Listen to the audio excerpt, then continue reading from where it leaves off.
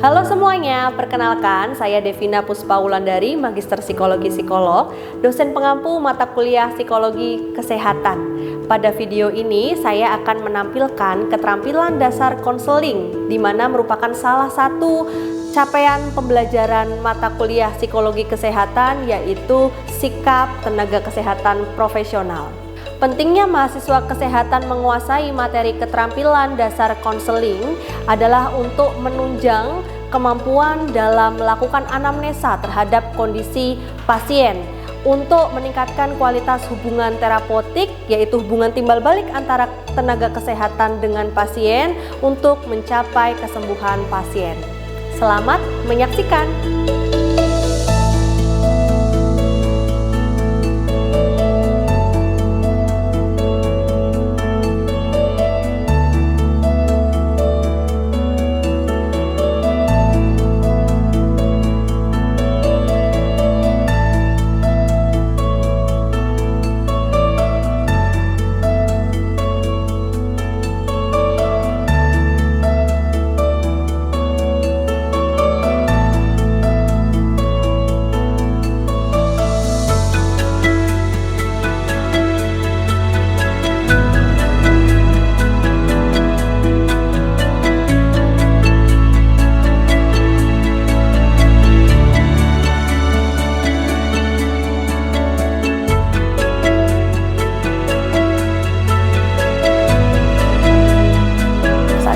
Merasa hidup saya tuh kayak nggak berguna lagi gitu, Bu. Dari keluarga harus menuntut seperti ini, seperti itu, dan selalu tindakan saya itu seperti disalahkan terus gitu. Jadi kayak yang saya lakukan itu nggak ada benernya terus gitu. Dan akhir-akhir ini itu saya menangis terus karena ya dari keluarga selalu menyalahkan saya kayak gitu. Jadi bingung saya harus gimana lagi. Jadi kayak saya udah ngerasa nggak berguna lagi hidup ini. Ya, bisa dibilang dari cerita yang Mbak sampaikan ini ya, kondisi Mbak tuh cukup tertekan ya. Ya saya tuh kayak merasa hidup ini kayak udah nggak berguna lagi gitu, karena dari pihak keluarga juga selalu menyalahkan saya kayak gitu. Jadi setiap saya yang lakukan itu pasti disalahkan, baik itu menurut saya udah benar, tapi kata keluarga itu pasti tidak sah. Nah kemarin itu juga ada kejadian, Mbak.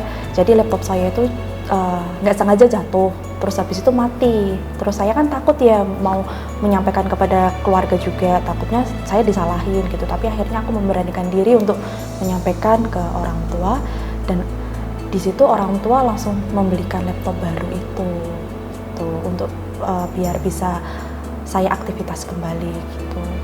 Betul, oke. Tadi itu kan Mbak sempat menyampaikan bahwa keluarga tidak peduli apa yang Mbak alamin gitu ya, tapi barusan Mbak bilang kalau meminta ganti rusak laptop itu dan keluarga segera membelikan. Berarti di sini juga sebetulnya keluarga mau membantu ya, mau turun tangan atas kesulitan yang Mbak alamin juga gitu. Jadi mungkin bisa dipikirkan kembali ya, sebetulnya keluarga masih mau bantu nih ya, tidak sepenuhnya dia lepas tangan dan tidak memperdulikan Mbak sama sekali loh. Ya, coba bisa dipikirkan kembali deh Mbak. Ya, baik. Ya, saya tuh kayak juga mengalami Mbak, seperti mual, sering mual juga kayak gitu, terus habis itu nggak nafsu makan gitu, dikiranya kayak sakit mah atau lambung gitu. Tapi diminum obat masih aja sama kayak gitu. Terus habis itu kalau ketemu sama keluarga itu takut, minder, deg-degan kayak gitu tuh.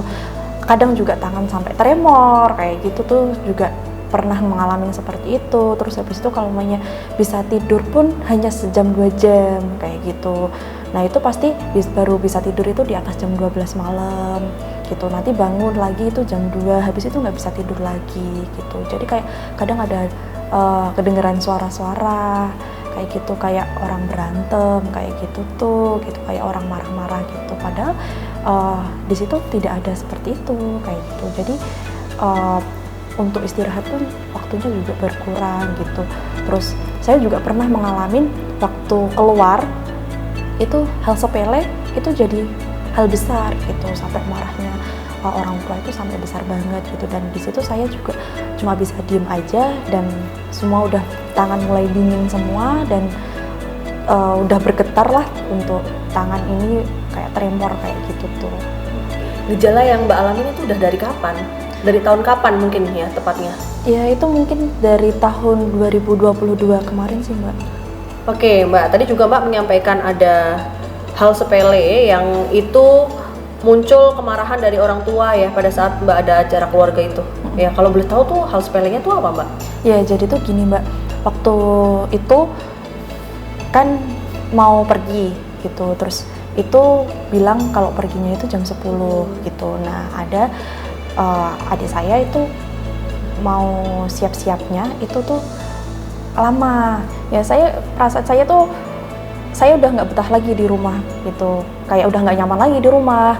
Terus karena di rumah sering ngerasa takut gitu. Nah kenapa saya ngerasa nggak nyaman di rumah, ya itu karena nggak nyaman dengan orang tua, dengan masalah-masalah yang muncul dari orang tua itu menyalahkan saya kayak gitu tuh. Jadi ya saya berpikir itu masalah ini keluar dari keluarga saya.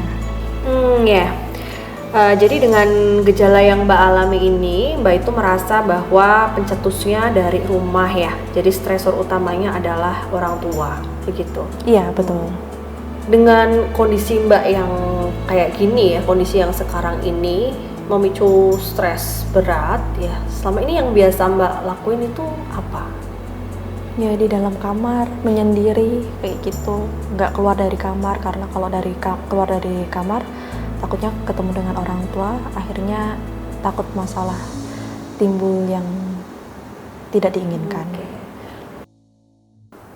Nah, itu tadi video pembelajaran keterampilan dasar konseling yang harus teman-teman pelajari, kuasai, dan mempersiapkan diri untuk nantinya berhadapan dengan pasien yang sesungguhnya. Sekian, terima kasih, selamat belajar.